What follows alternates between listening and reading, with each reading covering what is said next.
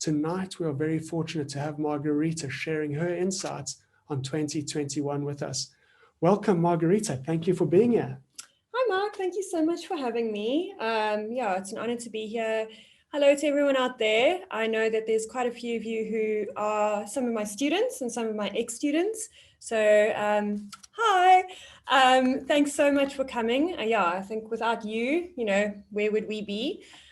So yeah, I think I'm just going to launch right into it. Yeah, over to you. Okay, cool.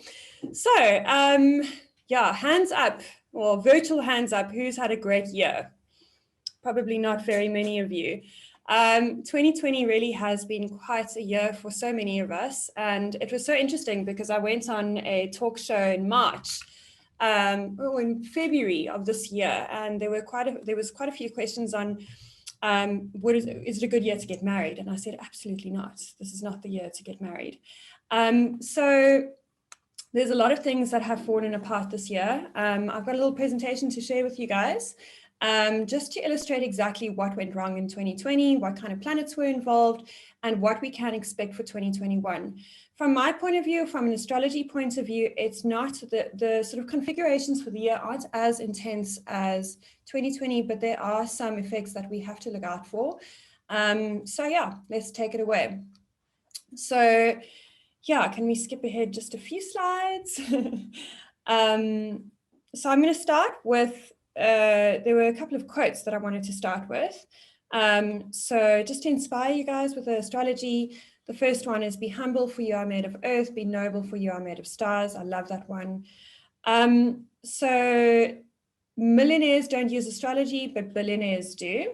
So if you were ever doubting astrology, lots of Wall Street astrologers use them. But I think my favorite one around astrology is, to everything there is a season, a time to every purpose under the heaven, a time to be born, a time to die, a time to plant, a time to reap that which is planted, a time to kill, a time to heal, a time to break down, and a time to build up. And that's essentially what we're talking about when we talk about astrology, is the flow of time and the cycle of time. Since the beginning of time, we've used the planets as markers of the seasons to plant our crops, to watch the tides, and our own aging. So essentially, astrology just shows us where these cycles of life are, where they start, where there's an intensity to it, and when they end. And I know that with my practice, most of my clients come into my consultation office asking, well, when is this going to end? So very much of what goes on up in the heavens is reflected down here on Earth, with us in our own lives and our own cycles. So we use 5 major planets when we talk about big sort of world events. We use Jupiter. He spends about a year in one sign. We use Saturn. He spends about 2.5 years to 3 years in one sign. Uranus spends 7 years in one sign. Neptune 14 years in a sign, and Pluto about 30 years in a sign. So we'll start with Saturn. He's one of the most reliable indicators of events when it comes to astrology. He rules very much the material world and everything that goes on in the material world. He rules structures, he rules responsibilities, he rules things like limitations and so on. So as some of you might know, Saturn's been in the sign of Capricorn, which is a good sign for Capricorn to be, for Saturn to be in for the last sort of 2 to 3 years. However, whenever Saturn goes into a sign, he has to restructure whatever that sign represents. So with Capricorn, we're looking at restructuring our goals. Capricorn also represents the economy, it represents jobs, it represents careers. And I think for a lot of us, we've been dealing with a restructuring and the limitations and the lessons and the difficulties in that particular area. The thing is that Saturn going into Capricorn doesn't always necessarily mean the kind of economic crisis that we've all been going through. The sort of real indicator of that was the fact that Saturn joined up with the planet Pluto, which Pluto is all about destruction. He was discovered during, the wars, the Great Wars. So he's a very sort of death and rebirth kind of planet. And these 2 planets came together through the course of this year. And in fact, a lot of astrologers predicted that there would be a war. That was kind of the big news. There were a few that predicted some kind of pandemic. In fact, there were some very, very accurate predictions that came out. And, watching a video recently by my teacher, Rod, he said, in a way, we have been in a war. We have been almost fighting an invisible war against something invisible, you know, the virus, something that is transmuted through the air that we can't necessarily control. So in a way, the entire world came together to fight this enemy. So, you know, that was the symbology of it. We don't always know exactly how it's going to play out, but the symbology of it really, really seemed to be quite accurate. So Saturn and Pluto have been traveling together for the last year or so. Will they be traveling together next year? No. So that's the good news. And Saturn actually will be entering a new sign. I'm sure you probably have, if you're into astrology, you've heard about the great conjunction of Saturn and Jupiter coming up on the 21st of December on solstice. So firstly, we'll deal with Saturn going into Aquarius before he meets up with Jupiter. So I'm going to check my notes now because I don't have always a good memory. So the last 3 times Saturn was in Aquarius, in 1932 to 35, there were deals that were signed that brought more social security, banking regulations, and equality to the world at large at that time. But more interesting, in 62 to 64, we had the Civil Rights March and the I Have a Dream speech by Martin Luther King. We had the Civil Rights Act and the Equal Pay Act come in as well during that time. Very influential for the rest of the world. And then from 91 to 93, we had the apartheid was dismantled and the USSR was completely voted out. So I don't know if you've picked up that there is some sort of pattern there, but a lot of the themes revolve around the sign of Aquarius, which is equality, minority rights, gender rights, racial rights. And we've seen a build up to this through the course of 2020 with Black Lives Matter and even the Me Too movements and various political things that have been going on. And so for me, from my point of view and from quite a few astrologers' point of view, Saturn in Aquarius is about restructuring the social systems. There might be still some limitations that we have to deal with. And for me, that comes in the form of things like, well, a very controversial topic, the vaccine that everybody is talking about, whatever your stance is on it. Saturn in Aquarius might bring those limitations to our sense of freedom and autonomy, and could also bring about, re-regulation of those things. And there's quite a few things that suggest to me that the face of travel is going to be very, very much involved in those legislations. So, Saturn in Aquarius does have the gift of restructuring and taking more responsibility for these minority groups. But we also have to be aware that Saturn does bring in that sense of restriction and those difficulties and those limitations as well to that sign. Saturn is comfortable in Aquarius, fortunately. However, there will be still lessons around things like independence, our freedom, our rights, and so on. So Saturn also will be meeting up with a planet called Uranus. They'll be squaring each other throughout the year. And that, for me and for most astrologers, is the major configuration that we've got to look out for. The way that it looks is when Saturn and Uranus kind of aspects each other, we can expect sudden disruptions and shocks to the societal structures.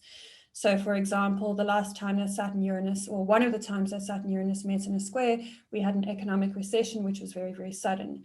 And it's not a big leap of logic to take to think of the Saturn-Pluto conjunction destroying the economy throughout 2020, to think that next year we will have some sort of recession that will reflect what's happened in the economy. These things have had to happen because we could say that Capricorn also represents capitalism and the destruction of capitalism. What I've seen in terms of my practice and the people around me is that there has been a revisioning of personal goals. People have realized that they don't need to sit at a desk from 9 to 5. They don't need to necessarily do the hard slog. They don't need to buy into the system, consumerism and all of that. And so for me, the Saturn into Aquarius also represents the liberation from that system. Okay, so it's maybe natural to think that we will have a bit of a recession because of that. Fortunately, Jupiter will be traveling with Saturn in Aquarius. He's been traveling with Saturn throughout this year as well in Capricorn, but Jupiter is this planet of growth and abundance, and he's like a good luck charm. So, when he's in Capricorn, he's a little bit limited. It's not a sign that he really likes to be in because he wants to grow and expand and do things. And Capricorn is very about limits and structures and rules. And Jupiter doesn't really like rules. So he's been very unable to give of his gifts throughout the year of 2020. And in fact, Jupiter has this kind of energy that he expands whatever he touches. And Jupiter has also met up with Pluto the same way that Saturn did throughout 2020. Again, we know that Pluto is destruction, transformation, death, rebirth. And with Jupiter's expansive nature, we've all felt, even if we've been the most pragmatic of people, we felt that terror at some point, whether it was terror of the virus or terror of our material status or of our career. Jupiter expanded that almost fear of death or that destructive nature of Pluto. Also, for me, grew the sense of consumerism in a way, because we all saw the people buying lots of toilet paper, and the online shopping industry just went absolutely crazy. I think I read somewhere that, Amazon and these big online shops just absolutely exploded during 2020 again. So that's a kind of quite a Capricorn, Jupiter, Pluto type of thing, where the consumerism became almost too much. I want. There are some astrologers that say that the Jupiter-Pluto conjunction was actually also the indicator of the actual pandemic. So that is also something that we have to think about. Fortunately, Jupiter and Pluto are not traveling together during 2021. They're going to be far away from each other. Jupiter in Aquarius can bring, for me, what it looks like, bring more of a sense of community, drawing closer to the people that are important to us. Jupiter and Saturn are going, they're entering this new 200-year cycle, moving from earth signs into air signs, taking the focus from the material world into the world of social responsibility, of people, of ideas. The emphasis is on education. The emphasis is on connection. The emphasis is on the people rather than on the individual's success, which is what Capricorn is all about. So Jupiter can bring this expansive nature to Saturn, to the sort of disciplinary and restrictive nature of Saturn. And I anticipate more of a return to the sense of community, of relying on our brothers and sisters, our people, the people around us. Aquarius also rules technology, it rules social networks, it rules education. So I do see sort of more structuring of those things, online education especially, general social networking becoming bigger and bigger and bigger. Most of us are feeling this already with 2020, having to take our businesses online. Look where we are now. Even I think that this is it's already changed the face of the world. Like I said, that Capricorn kind of dress in the suit, go to work 9 to 5, clock in, clock out. Aquarius is about freedom and liberation. And going back to the Saturn-Uranus kind of squares throughout the year, there's one in February, one in March, and one again in December. Those are times where we can see those kinds of topics really explode. We can see changes to all the societal systems that we've put in place, changes to our financial, the way we manage money. Uranus is in Taurus now. He's disrupting all of the Taurian things, finances, food, security, home. We're freeing and liberating ourselves from the way that things used to be. We're freeing and liberating ourselves from eating meat. We're freeing and liberating ourselves from having to deal with cash. Everything's going digital. Bitcoin, digital currency, those things I expect to explode. What I think what will happen with the Saturn-Uranus energy is that there will be some people that are kind of for the vaccine, as we've already seen, and there are going to be some people who are very, very much against it, and that is going to be quite a disruptive energy. We have the eclipses happening in the signs of Sagittarius and Gemini. Those are the signs of travel and of learning and of education. So, I think I've seen it in the news already where certain airlines are not going to be allowing people to fly without a vaccine. And that's the Saturn in Aquarius kind of effect, trying to structure society and limiting one's freedom to a certain degree. And the Uranus, it's the rebel planet. It's the one that says no. Aquarius is also quite a rebellious sign. So I do expect to see some disruptions and some people kicking back. But we'll have to see where it goes. And like I said, I do see, more and more people breaking away to form their own communities and more focus around one's personal freedom and ability to be autonomous. Then I think finally, I've just got a few more minutes. We had so much going on in 2020. We had the Saturn-Pluto stuff, we had the Jupiter-Pluto stuff. And if that wasn't enough, we had the Mars retrograde, from about the middle of June. People were kind of like ready for it all to be over. And then Mars retrograde came along, threw some squares to all these planets. We felt limited, we couldn't do things, we felt exhausted. Fortunately, that's also all blowing over. Next year, we don't have the Mars retrograde, and we also don't have Venus retrograde. So I do think that we will be feeling a lot more energetic and a lot more excited. Wow, thank you very much, Margarita. That was a lot of information to get through. Bullet train. Yeah. If you had to summarize that into like 3 key points, what are the 3 key things that we need to be aware of for 2021? I would definitely focus on our sense of community. Yeah. That would be really important. I'd be focusing on separating knowledge from gossip. Mm-hmm. Those things are, trying to see the bigger picture. And, I think the word freedom is really, really important over the course of 2021, personal freedom and what that means to people. Yeah. Yeah, some very important things. That second point, separating knowledge from gossip. I mean, that's something that we've struggled with over the past year. Yeah.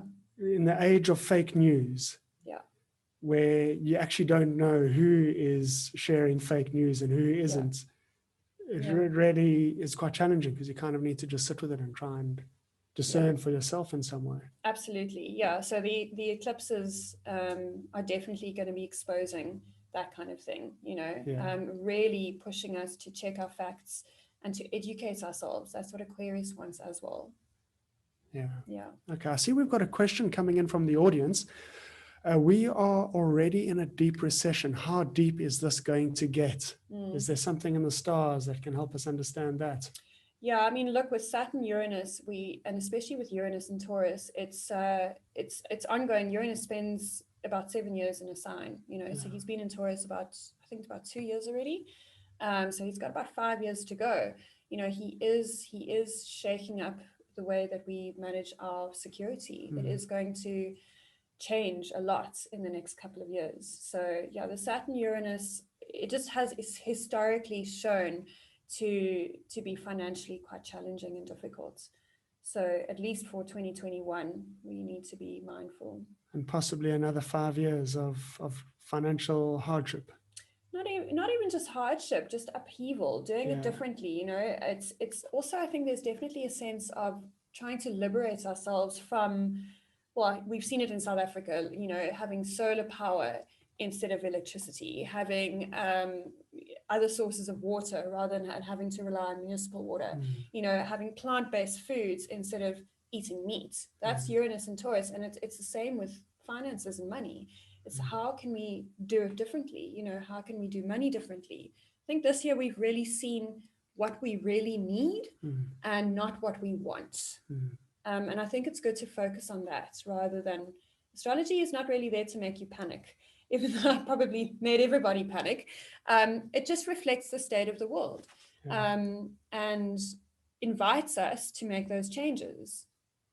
Well, I like the way you make that sound. There are changes that are needed, and hopefully the astrology will guide the way and help us through that. Margarita, thank you very much for your help, for being here this evening, for sharing your wisdom and your knowledge. And I really have appreciated your time. So thank you very much. It's a pleasure. Thanks for having me.